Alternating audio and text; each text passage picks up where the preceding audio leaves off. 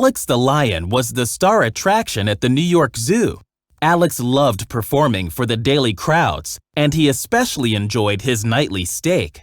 But what Alex loved the most were his friends, Melman the giraffe, Gloria the hippo, and his best friend, Marty the zebra. Alex wanted to surprise Marty with a present for his 10th birthday, but Marty wasn't in a festive mood. You just need to break out of that boring routine, Alex encouraged him. Suddenly, the zoo clock chimed the hour. Here come the people, Marty! Oh, I love the people! Alex cheered. Alex climbed onto an artificial rock and struck heroic poses while fireworks erupted on either side of him. He loved being the king of the zoo. Marty tried out some new dance moves of his own. Later, Marty noticed a spoon emerge from the ground. 4 penguins popped up through the hole. What continent is this? Skipper, the leader of the penguins, asked. Manhattan, Marty replied. The penguins dove back into the hole and were gone as quickly as they had appeared. You in the tux. Wait a minute. Marty cried. Skipper popped back up and whispered into Marty's ear. We're going to the wide open spaces of Antarctica. To the wild. That night, Alex, Melman, and Gloria gathered to celebrate Marty's birthday. Gloria presented him with a birthday cake. Marty thought hard for a moment and then blew out the candle. Come on, what'd you wish for? Alex asked. No siree, I'm telling you, it's bad luck. Marty replied. The other friends pestered Marty until he finally relented. I wished I could go to the wild. After the party, Alex tried to cheer Marty up. Alex, look at me. I'm 10 years old. My life is half over. And I don't even know if I'm black with white stripes or white with black stripes. Marty vented. Later that night, Melman peeked his head over Marty's pen and discovered that he was missing. Gone? What do you mean gone? Alex panicked. Marty escaped from the zoo through the tunnel the penguins had dug. We gotta go after him, Alex said. The 3 friends took off into New York City to find their friend. Alex, Melman, and Gloria finally found Marty at Grand Central Station. But the joy of their reunion was short-lived. The crowd in the station panicked when they saw the escaped animals. Police quickly surrounded the 4 friends and shot them with tranquilizer darts. Sometime later, Alex woke up groggily in a dark enclosed space. I'm in a box! Oh no. No, not the box. Oh no, they can't transfer me. Alex cried. Alex! Oh, Alex, are you there? Marty called from nearby. Relieved, the 4 friends realized they were still together. Meanwhile, in another crate, the penguins plotted their escape. Rico poked his head through an air hole and spat out a paperclip. He picked the lock, freeing the other penguins. They hurried to the bridge. Rico sneaked up on the captain and karate chopped his neck, knocking him out cold. The penguins were now in command of the ship. Back at the animal crates, Alex, Melman, and Gloria started to panic. Alex blamed Marty for their predicament. You ticked off the people. You bit the hand, Marty. You bit the hand. Alex and Marty fought through their crates, smashing their bodies against the walls. At the same time, the penguins turned the boat sharply towards Antarctica. The 4 friends' crates slid across the deck of the ship and careened overboard into the ocean. Alex bobbed up and down on waves until he finally crashed onto a beach. He scoured the beach, looking frantically for his lost friends. Finally, he found Melman struggling in the sand. Then Gloria emerged from the surf. But where was Marty? Yeah! All right, that's right! Left, no, your left. Right here's good. Marty exclaimed while surfing to shore on the backs of 2 porpoises. Marty! Marty! Alex cried as he ran toward his best friend. Alex! Marty replied. The 2 were about to embrace when Alex remembered their argument. They started to back off, but Melman and Gloria ran up behind the pair, falling on them in a huge hug of relief. Before Alex and Marty could renew their argument, they heard music coming from the dense forest surrounding the beach. They thought they must be at the San Diego Zoo, and the music was coming from their new zookeepers. They decided to go into the forest to find them. When the Zoosters emerged at the source of the music, they were shocked to find that it wasn't humans making the noise. It was animals.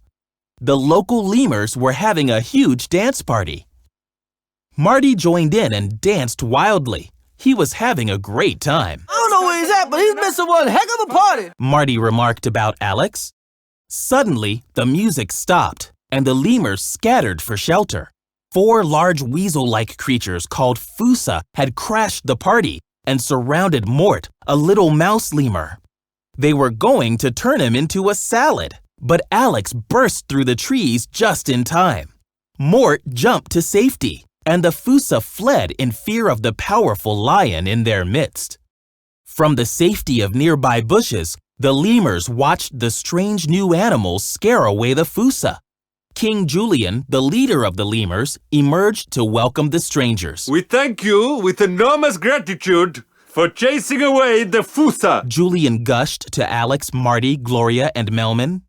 The lemurs told the 4 friends that they were actually in the wild, not the San Diego Zoo. Whoa, hold up there a second, Fuzz Bucket. You mean like the live in a mud hut, wipe yourself with a leaf type wild? Alex asked nervously. The wild? Marty pondered with wonder. Alex panicked and ran back to the beach. His friends followed closely behind. Alex blamed Marty for their current predicament. He drew a line in the sand separating Marty from the rest of the gang.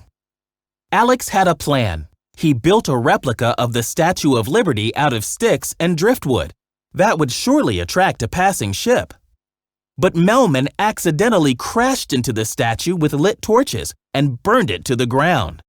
Meanwhile, King Julian led a meeting of the lemurs in an abandoned airplane nestled in the treetops. So, my genius plan is this. We will make the New York Giants our friends and keep them close. Then, with Mr. Alex protecting us, we will be safe and never have to worry about the dreaded Fusa ever again! Julian triumphantly announced. At the beach, Marty built a tiki hut and invited his friends for seaweed on a stick. Alex refused at first, but he missed the others and decided to join them. You know, I've been kind of a jerk, Marty. Alex sheepishly told Marty. But I've been thinking about what you said, and I'm sorry. Marty immediately forgave his best friend, and the 4 gazed at the brilliant night stars. Alex awoke to King Julian standing on his chest. Confused, Alex wanted to know what was going on. While you were asleep, we simply took you to our little corner of heaven. Welcome to Madagascar! Julian explained. Alex, Marty, Gloria, and Melman turned to look. Before them was an incredible wide-open vista. It's just like my mural back at the zoo. Marty marveled. Marty immediately ran into the wonderful new playground and goaded Alex into a game of tag. At first, Alex was reluctant, but he soon found himself sprinting across the plain. Woo! I feel good. I feel like a king again. Alex shouted joyfully. King? Julian muttered. Come on, Alex. Why don't you show him some of your act? Marty prompted. The lemurs were ecstatic to see Alex perform, but King Julian was upset. He didn't like to be upstaged. Alex bounded on stage and whipped the crowd into a frenzy. He roared so loud that he surprised himself. But something strange was happening to Alex. He hadn't eaten in so long that all of the adoring lemurs looked like dancing steaks to him. Suddenly, Alex bit Marty on the butt. The lemurs were disappointed to realize that Alex was turning against them. I admit it. The plan failed. All is lost. We're all doomed. The forces will come back and gobble us with their mouths because we are all steak. Julian lamented. Alex was still crazed with hunger and knew he was a danger to his friends. Oh no. What have I done? It's true. I'm a monster. I gotta get out of here. Alex decided. Alex left his friends and trekked deep into the wild. He stopped near a cave and built himself a pen similar to his enclosure at the zoo. He didn't want to hurt his friends. Meanwhile, Marty, Gloria, and Melman went back to the beach and were shocked to see the cargo ship approaching. The penguins had come back. Marty ran into the forest to get Alex. The penguins followed close behind. Well, boys, our monochromatic friend's in danger. Looks like we have a job to do. Skipper commanded. Marty found Alex at his makeshift enclosure. Alex, the boat's here. We can go home. Marty pleaded. Stay back, please.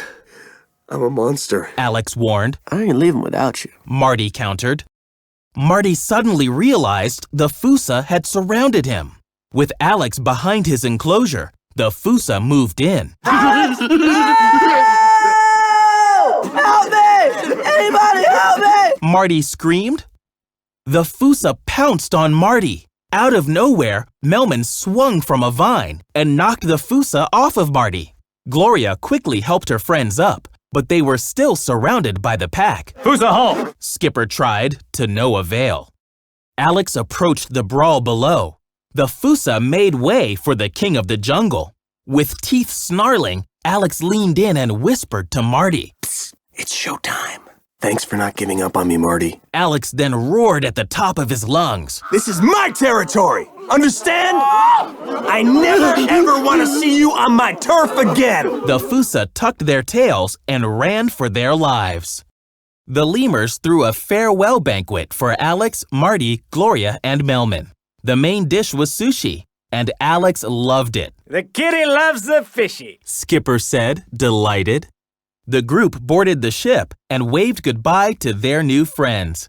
Kowalski asked Skipper if he should tell everyone that the boat was out of gas. Nah, just smile and wave, boys. Skipper told the penguins. Smile and wave.